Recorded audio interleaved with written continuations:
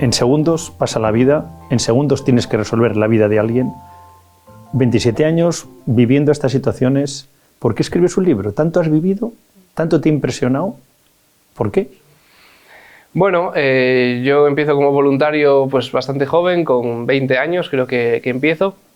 Y ya las primeras historias que voy viviendo, pues yo creo que no son aptas para una cabeza de 20 años ni para una cabeza de nadie, pero bueno, pues la primera historia que a mí me marca muchísimo es un chico joven, más o menos pues, de mi edad, que se intenta precipitar, se intenta suicidar desde un puente en Madrid. Por cercanía de edad soy el que hace la conexión con él, intenta recordar las 4 nociones que tienes de salud mental, los 4 cursos que has hecho para ese tipo de situaciones que en la teoría está muy bien, pero luego la práctica es totalmente... ¿Te importa que recordemos con nombres y apellidos? Es decir, ¿es el viaducto de Segovia? Efectivamente. ¿Y tú crees que se llama Luis el que está ahí a punto de tirarse? Cuéntame cómo fue tu película, porque fue tu primer impacto, lo que entiendo que luego te ha hecho escribir tus vivencias y el libro. Sí. ¿Tú llegas allí por qué y qué pasa? Yo llego allí porque, bueno, pues alguien para una ambulancia que va de camino al hospital y le dice, oye, que hay una persona detrás de las vallas. Esa ambulancia no puede parar porque ya lleva un paciente y avisa a la central. Generalmente esos avisos son del día a día, pero son gente pues, que va a hacer un graffiti, bueno, entonces nosotros estábamos cerca, lo escuchamos y pedimos acudir en apoyo a policía, no vaya a ser, ¿no? La frase típica de no vaya a ser que no sea lo que estamos pensando. Y efectivamente cuando llegamos, yo soy consciente de la situación cuando mi compañero coge la emisora y dice central es positivo, varón joven al otro lado de la barandilla es positivo. Entonces esa frase de es positivo, de decir no estamos ante un graffiti, no estamos ante un vandalismo, sino estamos ante algo sanitario, pues ya me pone tenso.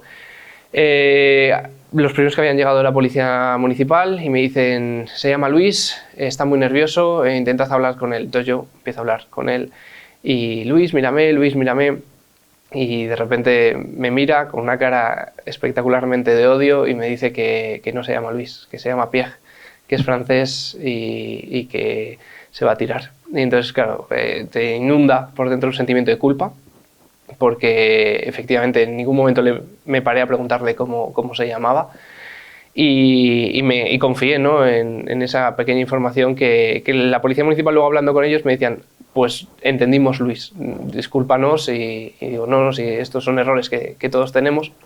Entonces, bueno, pues iniciamos la comunicación y ya llamándole por su nombre, pues intentamos hacer un poquito, ya vienen más unidades, llegan bomberos, llega el psicólogo nuestro y bueno, pues al final yo no sé, yo miro a un lado, veo a un bombero con su casco, su arnés y entonces me hace un gesto de una cuenta atrás con los dedos y yo asiento con la cabeza y según termina la cuenta atrás nos lanzamos a por él y yo siempre digo que yo no sé si él se soltó y nosotros lo agarramos o si lo agarramos y él se soltó, pero bueno, conseguimos hacer nuestro trabajo y eso te marca tanto que tuve que ir al psicólogo y contarle todo esto y me dijo, ¿y por qué no lo escribes?